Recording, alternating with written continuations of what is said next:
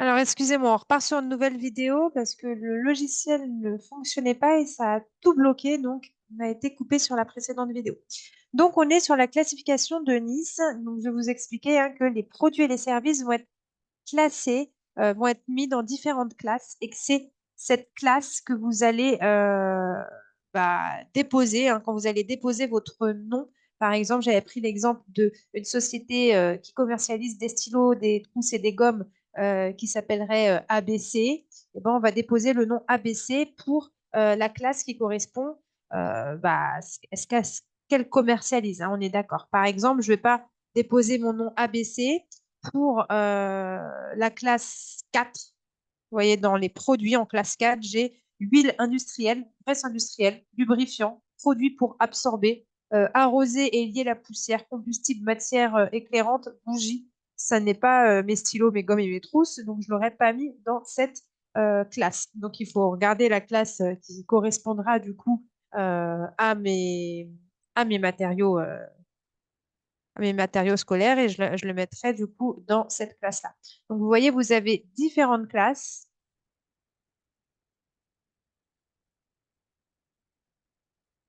C'est assez détaillé quand même.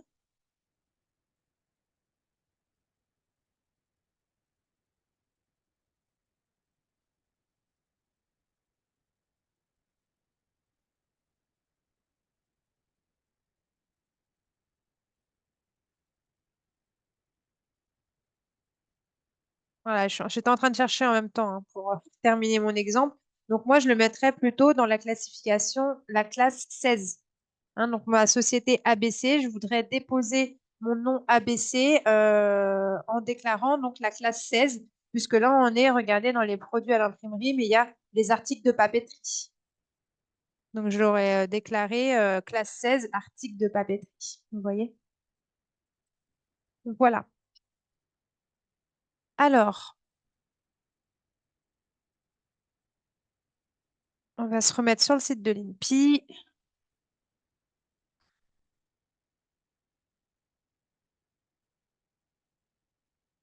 Donc là, ils expliquent tout. Vous voyez, en effet, pour plus de facilité, les différents produits et services ont été organisés par classe. Les vêtements appartiennent ainsi à la classe 25. Vous pouvez utiliser les libellés figurant dans la classification internationale, donc la classification de Nice, pour désigner vos produits et ou services. Vous pouvez également utiliser d'autres libellés, évidemment, mais ils doivent être suffisamment précis pour ne pas entraîner lors de l'examen de votre dépôt un retard ou un rejet de votre demande. Honnêtement, d'expérience, je vous conseille vraiment d'utiliser au maximum, si c'est dans la classification de Nice, utiliser les termes utilisés dans la classification de Nice. Moi, par exemple, là, j'aurais utilisé, je crois que c'était matériaux de papeterie ou quelque chose comme ça, sur la classe 7. Donc, cette classification vous permet d'effectuer aussi des recherches de disponibilité. Donc, ça, vous le verrez dans l'étape suivante pour connaître le montant des redevances à régler auprès de l'INPI. Attention, comme je vous expliquais juste avant, après le dépôt, vous ne vous pourrez pas rajouter de nouveaux produits et services. En cas d'oubli, vous devrez alors procéder à un nouveau dépôt pour les produits et les services manquants. Donc, d'où l'important de bien justement euh, déterminer son projet, son activité avant de faire sa déclaration à l'INPI. Donc la nouvelle classification de Nice qui est en date du 1er janvier 2024, c'est celle que vous avez dans vos supports pédagogiques de cours. Donc vous êtes à jour par rapport à ça. Puisque vous suivez la formation maintenant, c'est que vous n'avez pas commencé normalement vos enregistrements, enfin en tout cas essayez de faire un enregistrement à l'INPI avant le 1er janvier 2024. Mais si c'est le cas et que vous avez laissé l'état en brouillon, euh, faites attention, relisez bien votre déclaration avant de la déposer, parce que vous aurez pu, je ne sais pas moi, il y a un an, commencer une déclaration à l'INPI et puis après avoir tout mis en stand-by et puis vous êtes lancé dans cette formation entre-temps. Parce que depuis le 1er janvier 2024, effectivement, tous les dénominations de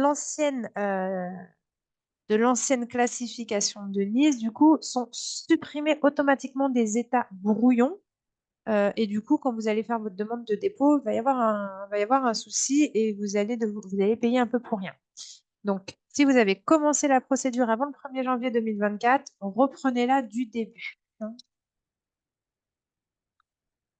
Alors, une fois, donc, et puis là, vous avez la possibilité de télécharger la classification de Nice. Donc, vous l'avez dans votre, encore une fois, dans votre support de cours. Mais si vous êtes en train de suivre cette formation bien après euh, l'année 2024 et que vous voyez qu'il y a une nouvelle classification de Nice qui n'est pas dans votre support de cours, eh bien, téléchargez-la directement ici.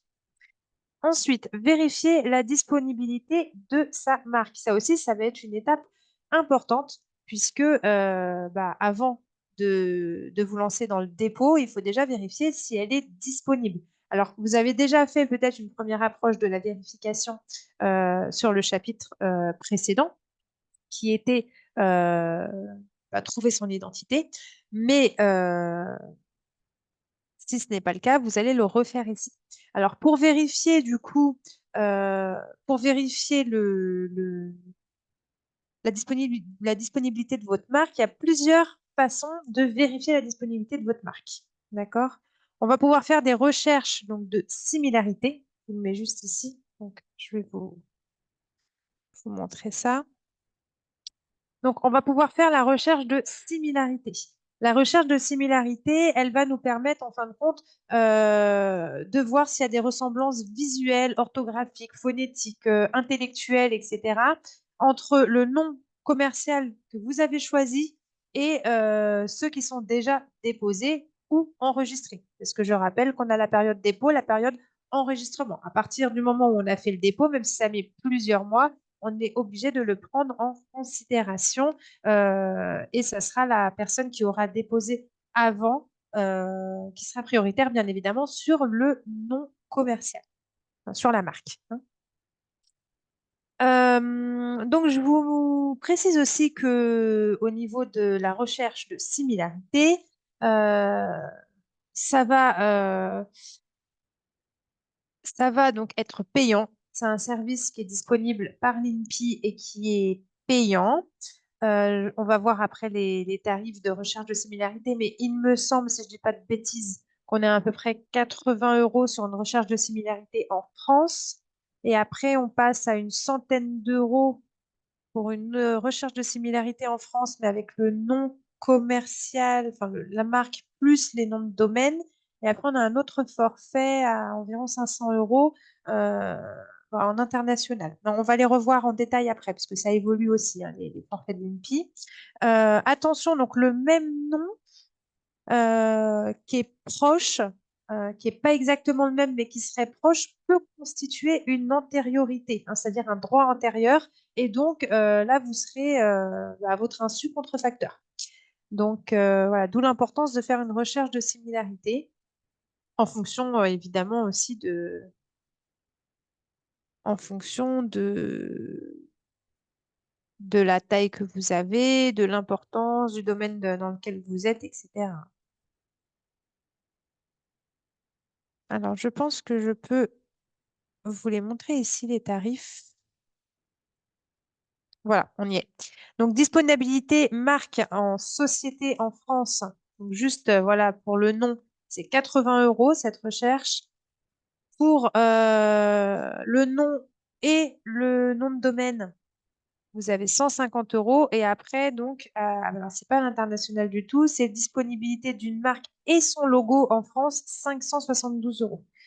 Donc, vérifiez aussi si le logo est bien disponible. Bon, si vous créez, bon, on n'est pas encore sur la partie identité visuelle, mais vous le verrez après, mais si vous créez vous-même votre logo, vraiment, ou alors que vous le faites créer par un designer et que c'est à votre insu, vous allez vous voulez mettre une fleur avec 9 pétales, une rose, une verte, une jaune, plus une vague parce que ça représente, je sais pas moi, vos cours de natation, enfin, peu importe. Euh, Ça me semble un peu impossible qu'il y ait quelqu'un qui ait le même logo, puisqu'il est créé et personnalisé. Par contre, si vous ne le personnalisez pas, que vous prenez un logo, que vous faites un logo via des outils comme Canva, des choses comme ça, et que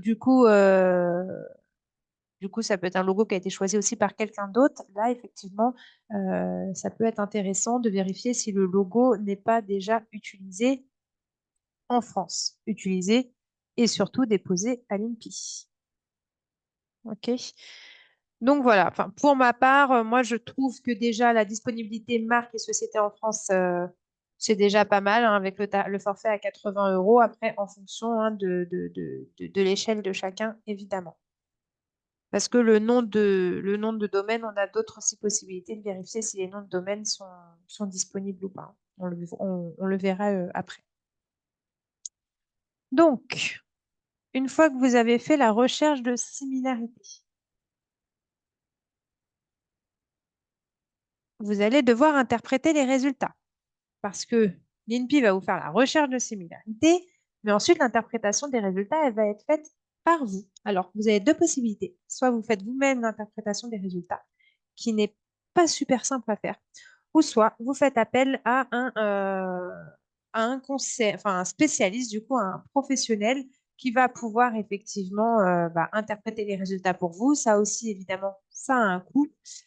Et du coup, je vous ai mis la liste des conseils en propriété industrielle, encore une fois, dans vos supports de cours si vous allez faire cette démarche. Vous avez ensuite, alors bon, déjà, la recherche de similarité, bon, je vous en parle parce que voilà, c'est intéressant de le faire, mais elle est facultative. Ce n'est pas quelque chose qui est obligatoire. D'accord? La recherche à l'identique, évidemment, c'est obligatoire parce que c'est un peu bête de dépenser de l'argent pour déposer un nom si on peut savoir gratuitement qu'il est déjà déposé sur la même activité que vous. Par contre, la recherche de similarité, là, c'est pour éviter effectivement d'avoir, de vous faire reclasser en fait, parce que effectivement, il y a un nom qui ressemble très probablement au vôtre. Je vous donne un exemple. Euh, vous faites des sandwichs. Voilà, vous êtes une société de fast-food, vous faites des sandwichs. Vous vous appelez Rapid Fast Food. Voilà, vous appelez Rapid Fast Food. Il y a déjà une autre société de sandwich qui a déposé un nom il y a 2 ans et qui s'appelle Rapido Fast Food. Voilà. Là, la recherche de similarité, vous l'aurez trouvé. Rapido fast food et rapid fast food, il y a une possibilité de confusion. Et effectivement, Rapido fast food pourra demander votre annulation d'enregistrement votre annulation d'enregistrement, oui, pendant votre dépôt pendant les mois où vous déposez votre nom commercial, parce que vous êtes sur la même classification, en fait, tout simplement. Vous êtes dans la même classe, dans la restauration, et il y a une seule lettre hein, euh, qui vous différencie de votre concurrent. Je pense que vous avez compris le principe. Donc, vous allez interpréter les résultats si vous avez fait une recherche de similarité ou faire appel à un professionnel. Et ensuite, on a la dernière partie qui va être la recherche à l'identique. La recherche à l'identique, effectivement, elle va vous permettre de vérifier si le nom que vous souhaitez euh, déposer n'est pas déjà utilisé par quelqu'un d'autre et réservé. Pour faire notre recherche à l'identique, on va accéder à la base de données des marques.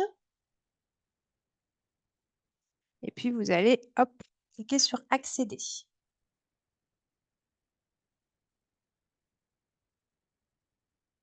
Voilà. Donc là, vous êtes sur le Data NP et il vous suffit tout simplement, donc je vais vous montrer comment ça fonctionne. Vous allez taper une marque. Attendez un instant.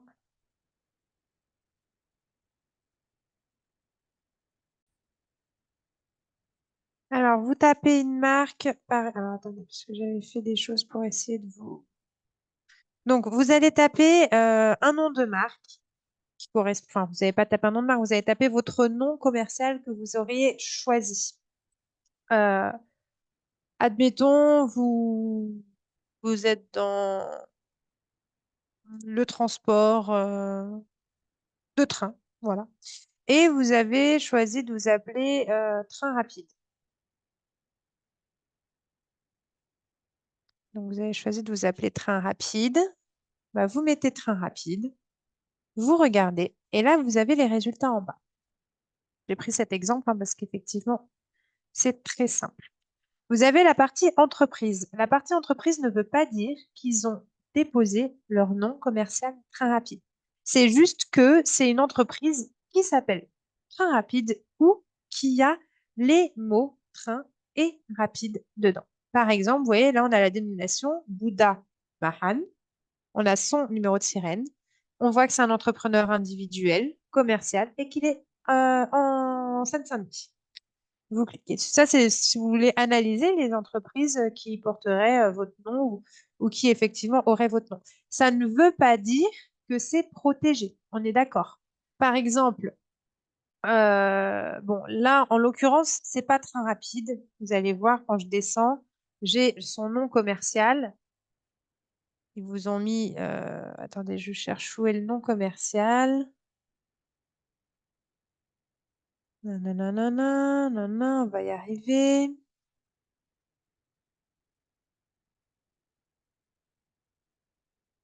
Voilà, nom commercial, c'est les trains rapides. Voilà. Alors vous, c'est train rapide au singulier. On a choisi train rapide, mais c'est les trains rapides. Mais c'est son nom commercial.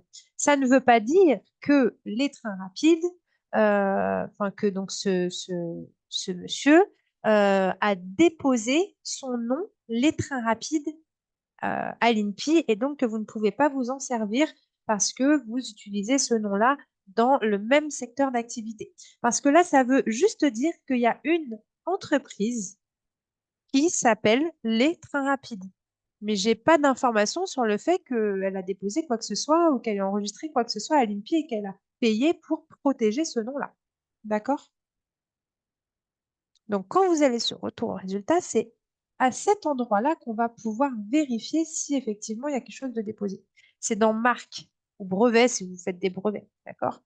Là, entreprise, ça ne veut pas dire qu'ils sont enregistrés ou même qu'ils ont déposé quoi que ce soit. Ça va référencer toutes les entreprises de France qui ont train rapide dans leur nom.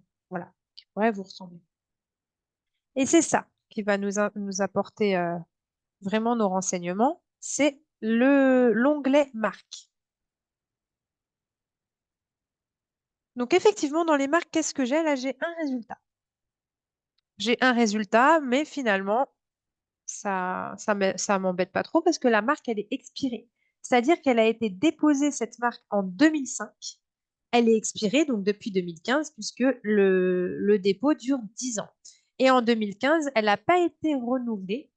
Donc, depuis 2015, on peut utiliser sans problème le nom train rapide. D'accord? D'ailleurs, si je rentre dedans,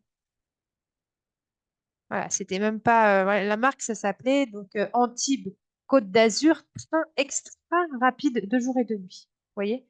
Donc en plus, c'est même pas directement train rapide. C'est assez large, mais à savoir que effectivement, il y a train et il y a un rapide dedans. Donc ils auraient pu, hein, si on était en 2010, donc on était encore dans leur enregistrement, ils auraient pu effectivement voilà, faire appel à l'INPI et dire voilà, donc train rapide utilise les mots train rapide dans la même classification que moi. Alors, je ne sais pas, moi, dans ces cas-là, si ça aurait été validé ou pas par l'INPI, parce qu'on est quand même sur un nom bien différent, hein. Antibes, Côte d'Azur, train extra rapide de jour et de nuit. Mais effectivement, vous auriez pu, si l'INPI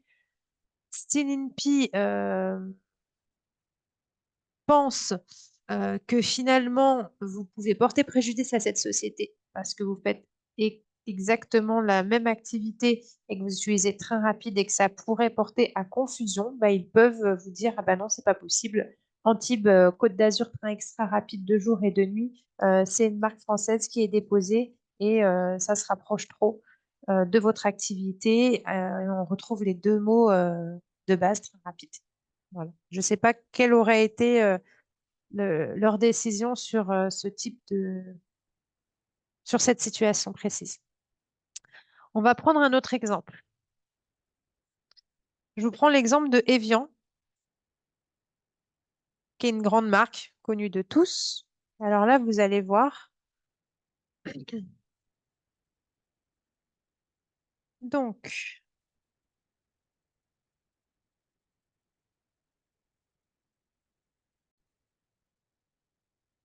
voilà. Vous voyez que pour Evian, on a, alors vous voyez, 198 entreprises. Ah, qu'est-ce qui se cale là-dedans? Dans 198 entreprises, parce qu'on a, bah voilà, du Sordet Evian, qui est un entrepreneur individuel, Perrin Evian, ça c'est des entrepreneurs individuels, Evian Automobile, Evian Promotion, vous voyez? Donc tout ça, ce sont des sociétés qui comportent le nom Evian, ok? Mais ça ne me donne aucune indication, encore une fois, sur ce qui est déposé ou pas déposé. Je vais aller dans marque, au niveau des noms commerciaux.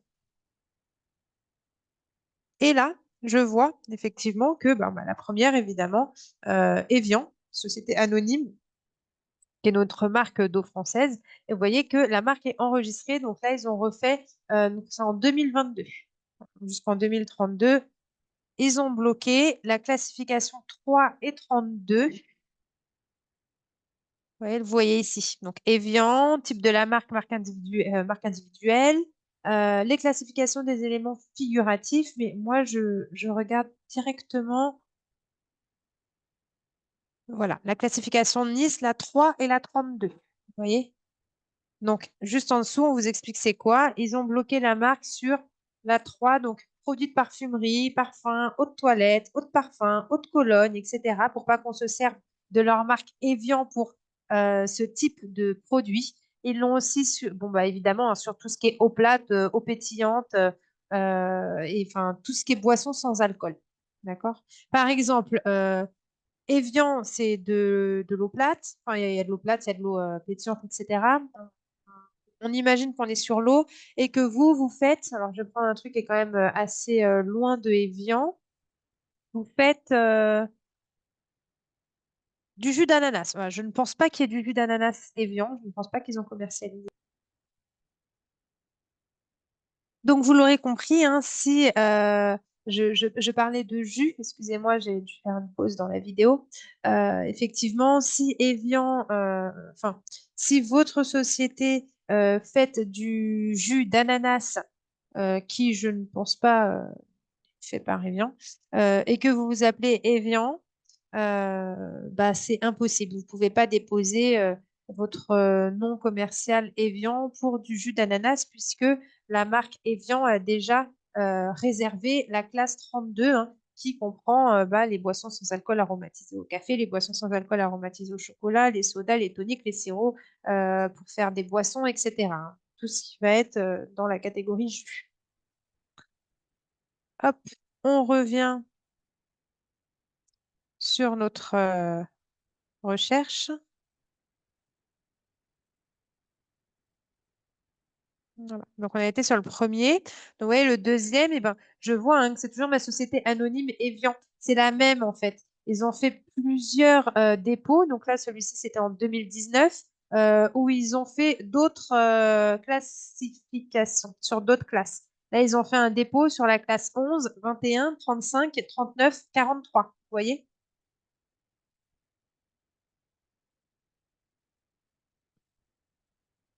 Donc, ils ont fait plusieurs dépôts. Voilà, Evian, c'est une très très grande marque, hein, donc ils peuvent se permettre de faire des tonnes et des tonnes de dépôts, effectivement, euh, parce qu'ils ont le budget pour le faire. Donc ils l'ont fait sur énormément de classes.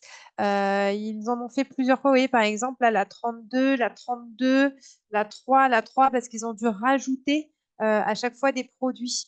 Donc, ils rajoutent à chaque fois des produits et du coup, qui sont dans ces classifications, enfin, qui sont dans ces classes. Et comme je vous ai expliqué, hein, quand on fait un produit, quand on rajoute un produit ou un bien, on est obligé de refaire un nouveau dépôt. On ne peut pas modifier celui de base.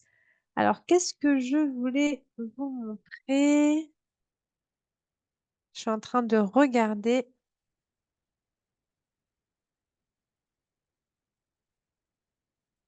si je verrai. Voilà, par exemple, c'est pas eux. Voilà. Là, je vois une marque, la demande, là, elle a été totalement rejetée. On voit que bah, il y a une société de Hong Kong qui a voulu déposer la marque Evian. Ouais, la société de Hong Kong, hein, le déposant, ça a été mandaté hein, par un agent de Madrid. Ils ont voulu déposer la marque Evian avec ce logo. Et eux, c'était sur la classification 34, donc cigarettes contenant des succédanés, enfin voilà, tout ce qui était du côté cigarette. Ils ont été refusés. Alors, soit que Evian avait bloqué cette classification, je ne pense pas. Je ne pense pas. Quoique, ils font beaucoup, beaucoup en Evian. Vous voyez, ah bah, ah non, la 34, ils font la 32, la 3, la 32, la 3, la 18, la 32 au niveau des classes. La 3, la 5, la 32, la 41, la 43, la 44. Non, et je pense pas qu'ils ont la 34 parce qu'ils font pas vraiment de cigarettes, Evian. Mais en tout cas, la l'INPI, enfin, donc Evian a dû faire justement appel pour dire attention, il y a une société de Hong Kong qui veut prendre notre nom et qui en plus a déposé un logo qui ressemble un petit peu hein, au nôtre, hein, parce que vous voyez, il y a Evian a enregistré ce logo aussi. Hein, donc, il y a le logo Evian comme ceci avec les monts, etc. Mais il y a aussi le logo noir et blanc. Et donc là, ça ressemble un petit peu. Donc, effectivement, ça aurait pu faire un petit peu contrefacteur, hein, société de contrefaçon. Donc, du coup, bien évidemment, hein, vu la grandeur de la marque Evian, l'INPI n'a pas autorisé ce fournisseur de Hong Kong à entrer sur le marché avec ce nom et ce logo. Voilà, vous avez compris le principe, hein, vous tapez votre nom commercial ici et vous regardez dans marque. Hein, vous regardez bien dans marque. Si vous voulez voir s'il y a une société qui s'appelle comme vous pouvez, mais ça ne veut pas dire que c'est bloqué. Vous allez dans marque pour voir ce qui est déposé ou pas et vous regardez bien quand vous êtes dans marque, vous regardez bien si la marque est expirée, enregistrée. Enregistrée, c'est qu'elle est déjà inscrite donc sur le BOPI, le journal. On va y accéder après. Si elle est expirée, c'est que ça fait déjà plus de 10 ans. Ou alors, si elle a été rejetée, c'est que la place est libre. D'accord? Donc, on continue sur nos étapes clés. Donc là, on était sur la recherche de disponibilité. Une fois qu'on a vérifié donc, la disponibilité de sa marque, et donc c'est OK, et donc je vous invite bien évidemment à faire tout ça avant de vous lancer dans l'élaboration de toute l'identité visuelle qu'on voit sur un prochain chapitre dans la formation. Parce que si vous avez fait tout un travail d'identité visuelle à votre nom commercial et qu'au dernier moment, vous vous rendez compte que vous devez changer de nom, c'est un peu dommage. Ensuite, vérifiez les critères pour déposer sa marque. Donc là, vous allez devoir voir que tout est OK. Même là, votre marque peut être disponible, mais vous pouvez effectivement utiliser des critères qui ne seraient pas adéquats et qui seraient automatiquement rejetés par l'INPI. D'accord? Par exemple, si vous utilisez des termes comme médecin ou alors ce qui relie par exemple à la diététique, si vous utilisez le terme diète, par exemple, ça peut être rejeté par l'INPI. Je ne sais pas moi, diète carotte ou peu importe. Donc là, vous allez télécharger la procédure d'enregistrement pour les marques. Je ne l'ai pas mis volontairement dans votre support pédagogique parce que elle peut être mise à jour régulièrement. Vous voyez, là, c'est celle de 2024. Et donc, comme ça, vous allez la télécharger au moment où vous suivez cette formation et elle sera à jour.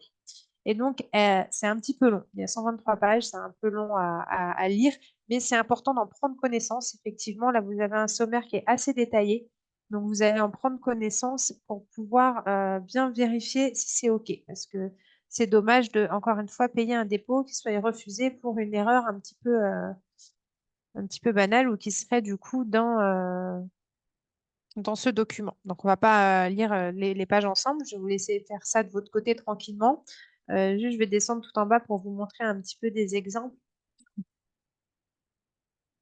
Là, il nous explique, par exemple, donc sur la catégorie sexualité.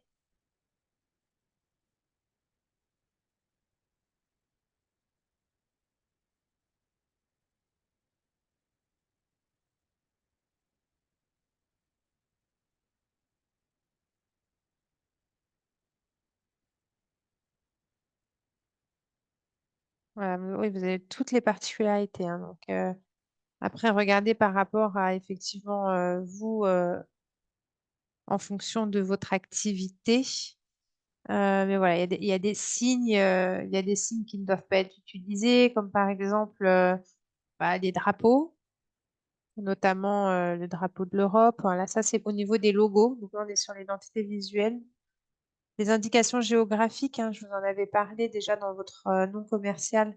Indications géographiques de spiritueux. Donc là, c'est très réglementé aussi.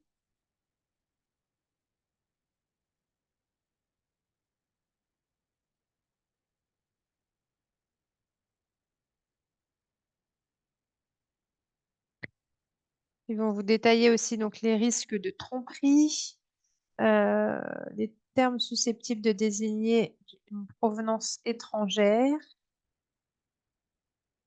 Ouais, il y a vraiment plein de détails. Une marque comportant par exemple le terme Paris, ainsi que les adjectifs qui en sont délivrés comme parisien, est elle aussi susceptible de tromper le consommateur, hein, sur la provenance de certains produits pour lesquels la réputation de Paris et plus largement celle de la France n'est plus à faire. Donc effectivement, faites attention. Les termes français, française, French, pareil, hein. Donc il y a une réflexion analogue à réaliser quand vous utilisez ça.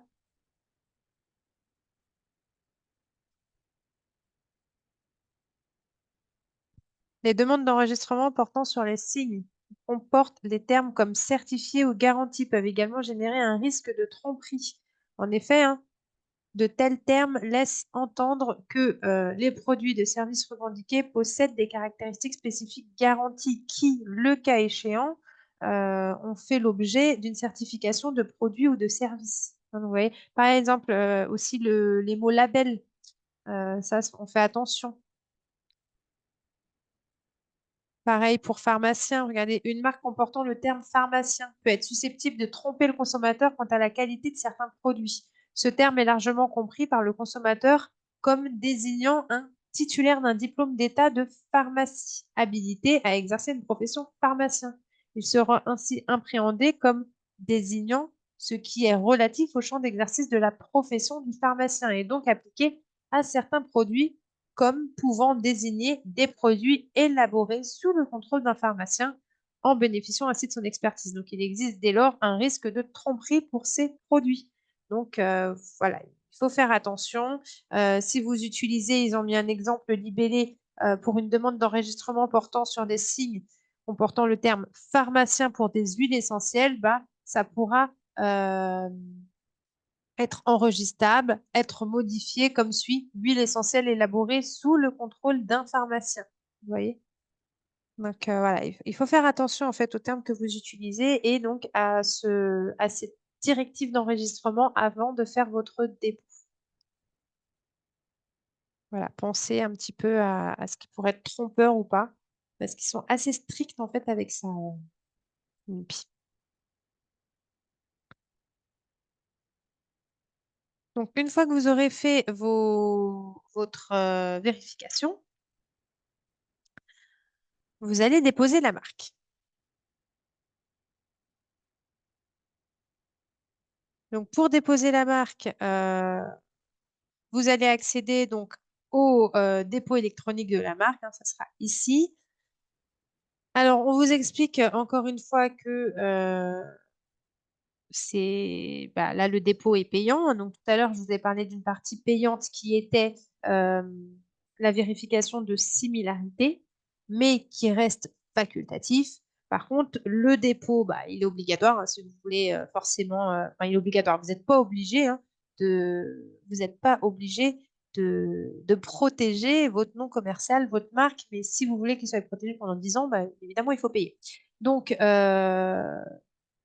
y a un coût. Vous allez pouvoir télécharger les tarifs à ce niveau-là, hein. Donc, renseignez-vous sur les tarifs des prestations et procédures de l'INPI. Mais là, on voit bien que déjà, quand on va faire une rectification, ça coûte, on a une taxe de 104 euros. Donc, c'est pour ça que j'insiste bien sur le fait que la déclaration soit bien faite dès le début.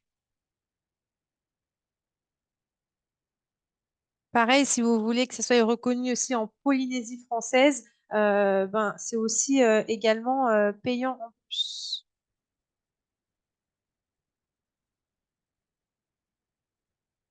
Et il me semble, la redevance pour la Polynésie française, c'est 60 euros. C'est 60 euros en plus si vous voulez être protégé aussi sur la Polynésie française. Donc là, quand vous cliquez sur Renseignez-vous sur les tarifs, hop, vous avez les tarifs.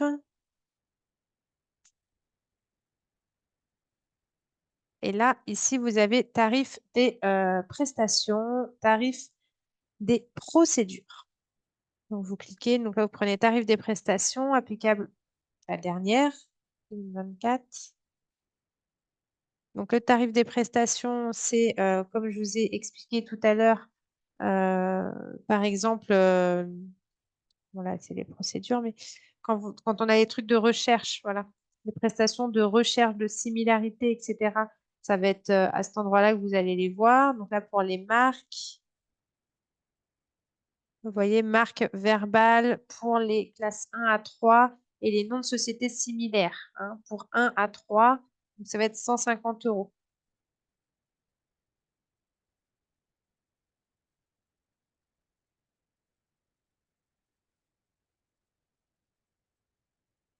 Vous avez ceux-là. Donc, nous, c'était ceux-là, les 80 euros. C'était celle-ci, mais c'est pour les marques verbales euh, pour les marques donc, inférieures ou égales à 3 classes et les noms de sociétés similaires.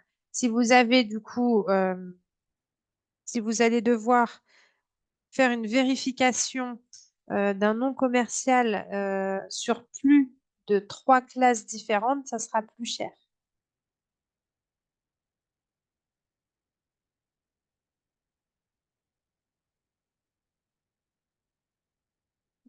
J'examinerai ça tranquillement.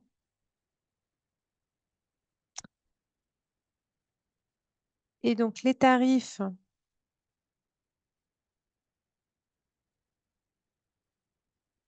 donc, du dépôt, vous allez les trouver ici. Tarif des procédures.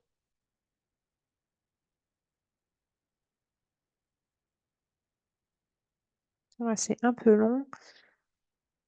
Voilà. Donc là, vous allez donc tout ça, on est dans les brevets et les marques. Voilà, elles sont là, les marques.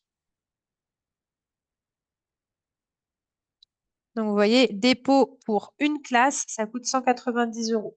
Dépôt pour une classe, marque collective ou marque de garantie, vous avez 350 euros. Par classe de produit ou de service, après, vous allez payer donc 40 euros par classe supplémentaire. Donc, vous prenez un dépôt pour une classe, vous payez 190 euros. Mais si vous avez besoin de déposer votre marque parce que vous faites, je vais vous dire un truc, vous faites un service, par exemple, vous faites on va prendre l'exemple, on va prendre notre exemple, on fait de la formation professionnelle, donc vous faites de la formation professionnelle et en plus, vous faites de la vente de produits. On va reprendre l'exemple de stylo. Donc, vous faites la vente de stylos et de la formation professionnelle. Vous allez être dans deux classes différentes. Donc, vous allez payer 190 euros plus 40 euros pour la deuxième classe. Donc, je vous laisse télécharger hop, la plaquette des tarifs.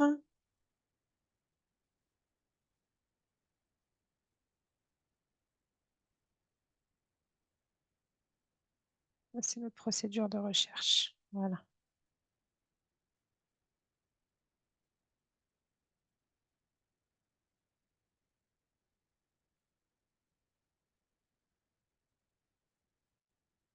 Et du coup, vous mettez ici, vous accédez au dépôt électronique de marque et puis vous allez faire votre dépôt. Donc, tout simplement, étape par étape. Là, vous pouvez télécharger la procédure pour faire votre dépôt. Et puis, vous allez accéder au service et télécharger et puis faire étape par étape. Bon, évidemment, il faut vous connecter. Donc, vous vous connectez si vous avez déjà un espace INPI ou alors première visite et vous créez votre compte.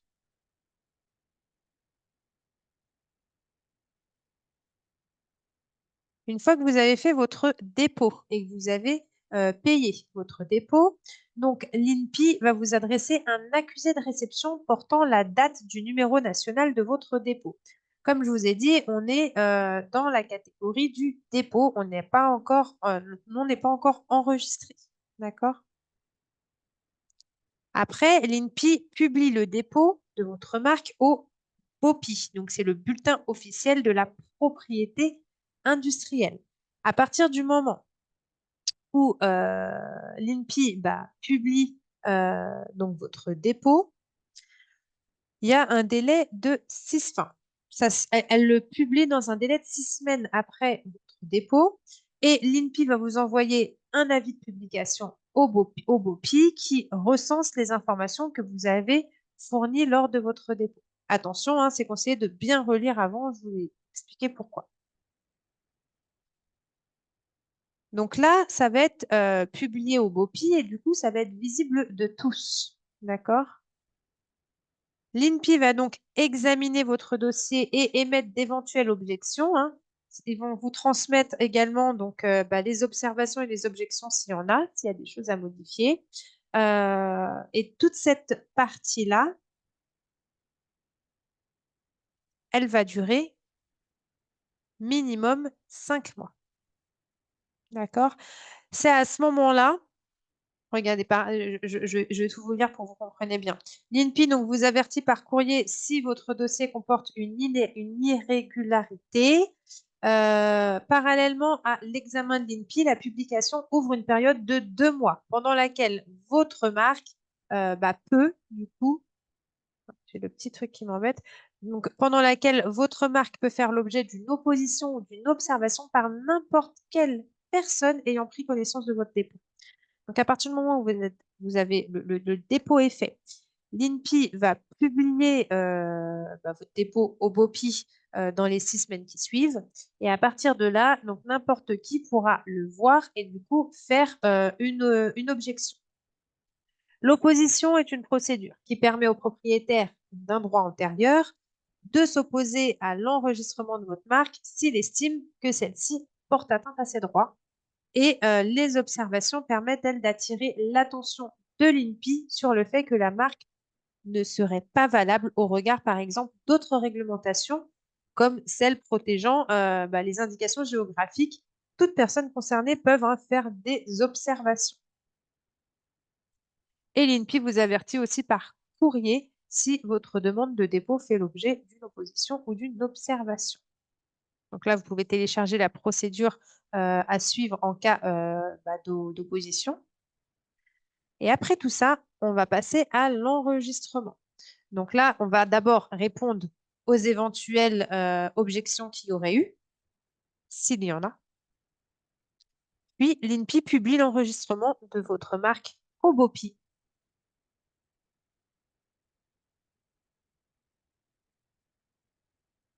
Donc, c'est un minimum, un délai minimum de 5 mois. Donc, après le 5 mois, 5 mois après votre dépôt, effectivement, vous aurez votre enregistrement. Et puis, vous aurez donc, l'INPI va vous envoyer le certificat d'enregistrement. À partir du moment où l'INPI publie l'enregistrement au BOPI, ça y est, là, vous êtes protégé pendant 10 ans à partir de ce moment-là. D'accord? Donc, on ne se trompe pas. Premièrement, il y a une publication qui est faite au BOPI mais c'est le dépôt qui est publié et après, c'est l'enregistrement. Il y a un délai de plusieurs mois qui est là pour que l'INPI puisse analyser correctement votre demande et puis que les tierces personnes puissent aussi mettre des observations ou bien, expliquer pourquoi ils ne valident pas, ils n'apprécient pas votre dépôt. Et puis ensuite, c'est l'INPI qui choisit si effectivement ça porte préjudice à leur structure. Donc voilà pour l'enregistrement auprès de l'INPI. Alors c'est une grosse vidéo, je suis désolée. C'est une partie assez délicate parce que c'est coûteux. C'est très important de protéger nom, euh, son nom commercial. Mais c'est très délicat de le faire si vous vous lancez tout seul dans cette procédure et que du coup, vous ne faites pas appel à un professionnel à côté pour bien évaluer le marché. Donc, c'est tout à fait faisable tout seul, mais reprenez chaque étape, faites-le étape par étape, vérifiez euh, correctement. Bon, si vous ne pouvez pas faire de recherche de similarité, faites au moins une recherche réelle dans la vidéo précédente sur le chapitre d'avant pour trouver son nom, euh, enfin, pour définir en tout cas son identité, j'ai parlé effectivement aussi de vérifier le nom de domaine, les espaces Google et les réseaux sociaux, plus l'ENPI. D'accord? Ça fait 4 choses à vérifier avant de vous fixer sur votre nom commercial. OK? Parce qu'on peut avoir une disponibilité à l'INPI, mais si une personne n'a pas enregistré son nom commercial à l'INPI, mais utilise votre nom commercial, donc n'a pas enregistré sa marque à l'INPI, mais utilise le même nom commercial que vous sur les réseaux sociaux et a déjà une certaine notoriété, et bien du coup, ça sera difficile justement qu'on puisse vous trouver facilement. Voilà. Donc, je vais arrêter cette vidéo. On se retrouve dans la prochaine pour les statuts juridiques. Merci de votre attention.